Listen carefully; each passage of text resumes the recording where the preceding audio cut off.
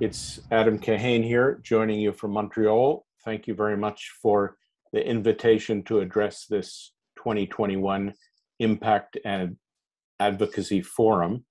I think you want me to say something about my experience and learning about collaboration and coalitions.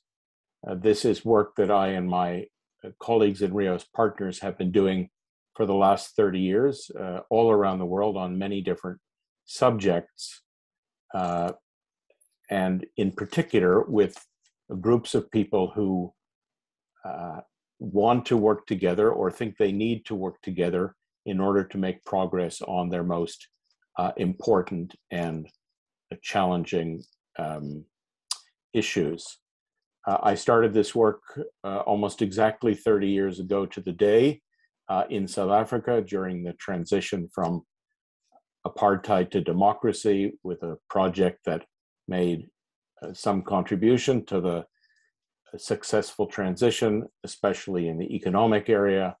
I worked in Colombia a lot during the Civil War and made some contribution to the peace accords, in Mexico on education, in Brazil on sustainable fashion, and in many other contexts on many other issues.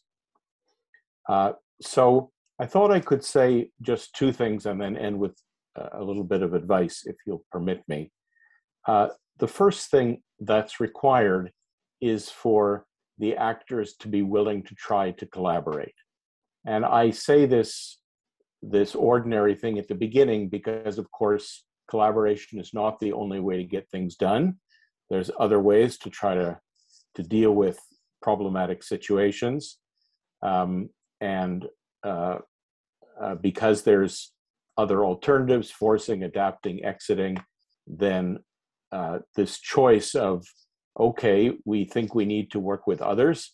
It may be our first option, it may be our last option, but we think this is worth trying.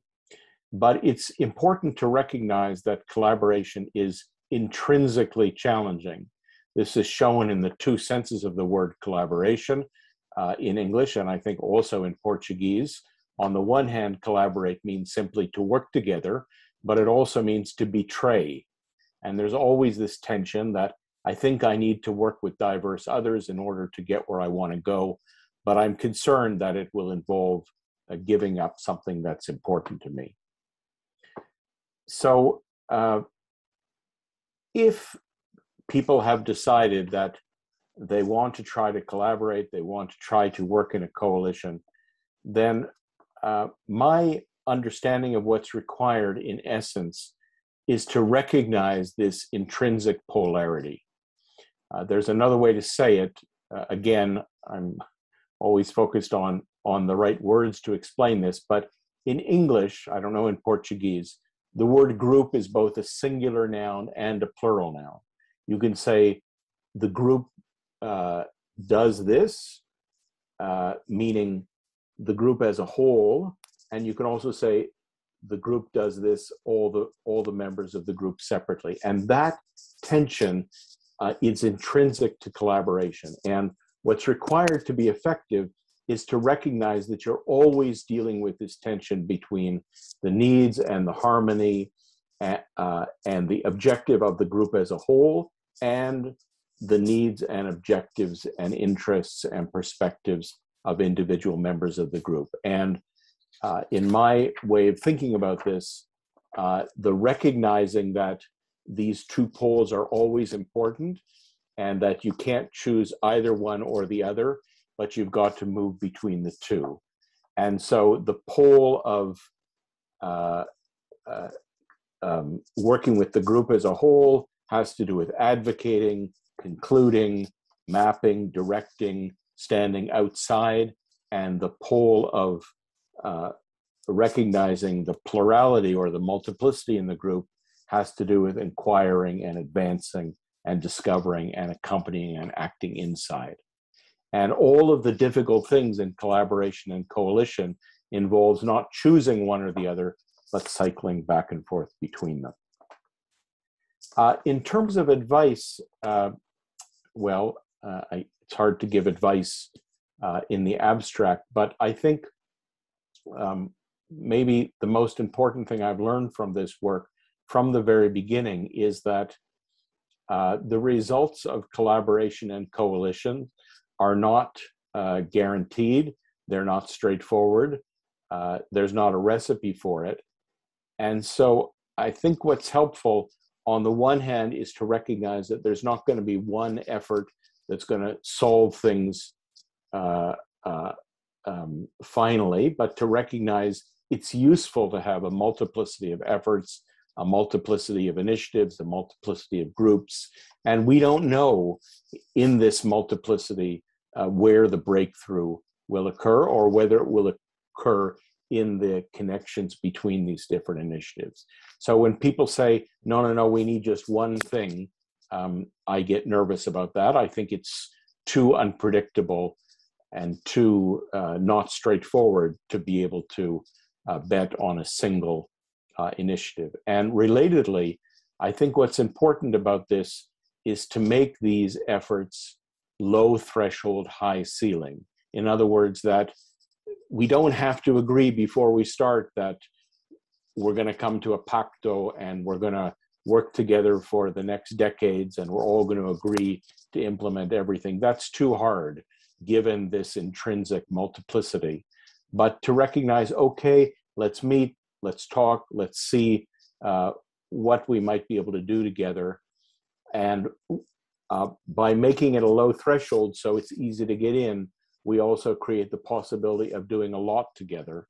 And the most successful coalitions and collaborations that I've been involved in go on for years, if not decades, one step at a time, as they gradually build the shared understanding and the shared commitment and the shared capacity to do this kind of work.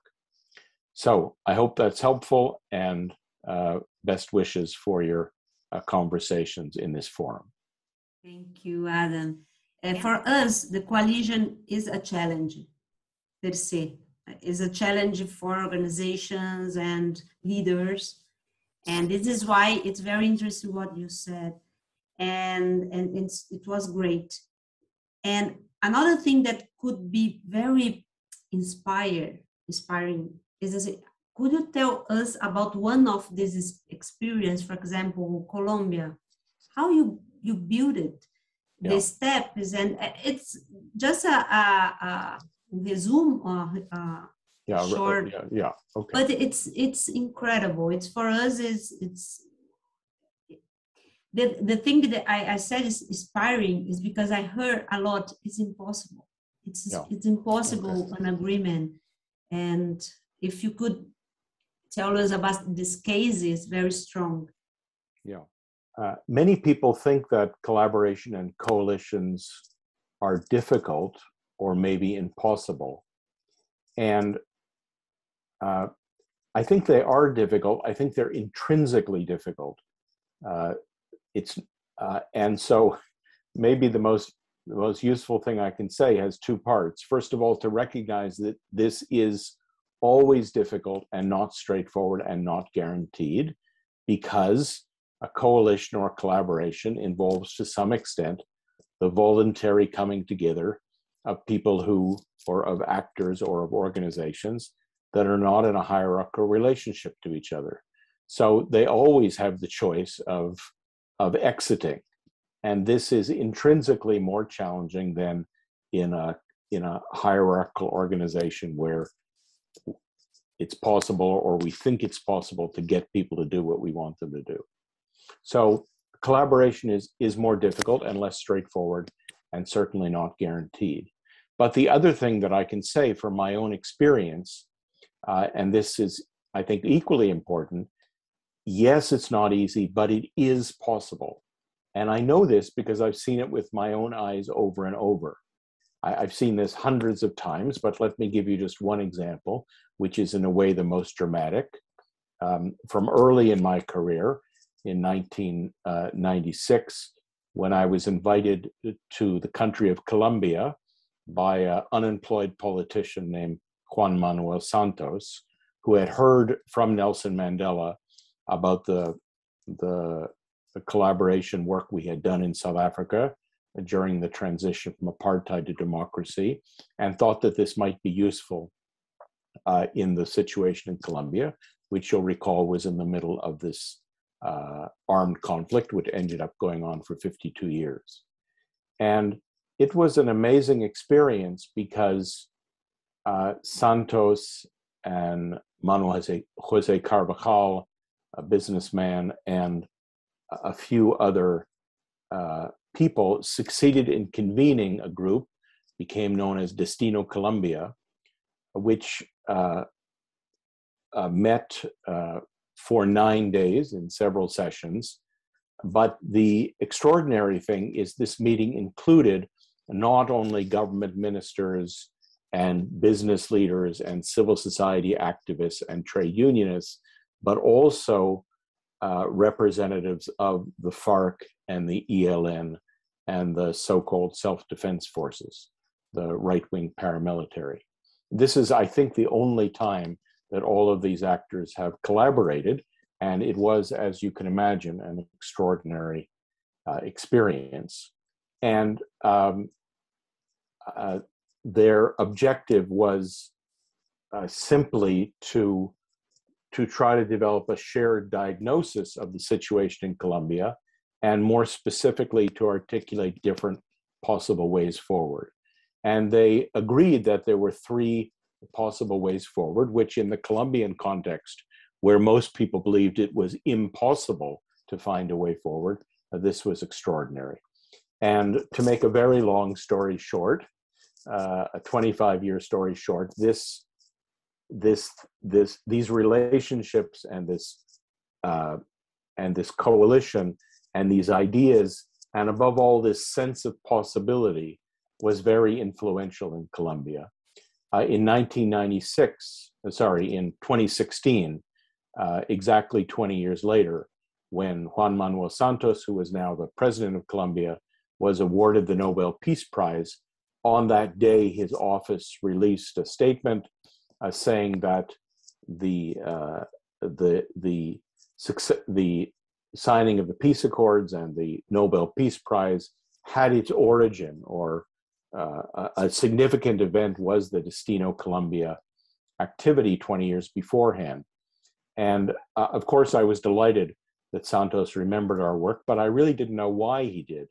And a few months later, I was in Bogota, and I had the opportunity to conduct a public interview of President Santos. And this was the question I asked him: why do you remember Destino Colombia? Why do you refer to it so often? He referred to it at the time in his speeches every month. In the 2 books he's written since he was president, he mentions the project at some length.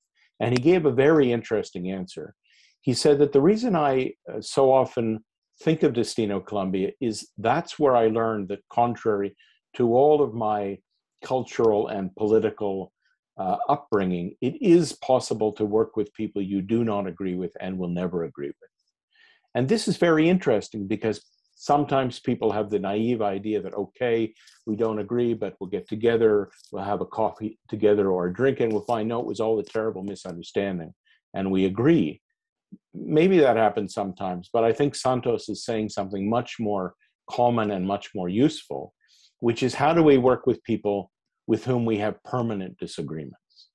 And this, to me, is what I've seen over and over, not only in extreme cases like Colombia, but in many other contexts around the world, including more everyday contexts, that it is possible to work with people we do not agree with or like or trust, when we need to do so in order to move forward together, or to address challenges that we cannot address separately. My understanding of the state of the world, not just in Brazil, but in most places, is that the world needs more and better collaboration and more and better coalitions, because we're not going to be able to deal with the challenges we face locally, nationally, or globally only by acting separately. So I'm happy that you have this forum. I'm happy to have been able to make this small contribution to it. and I send you my best wishes for the important work that you're doing.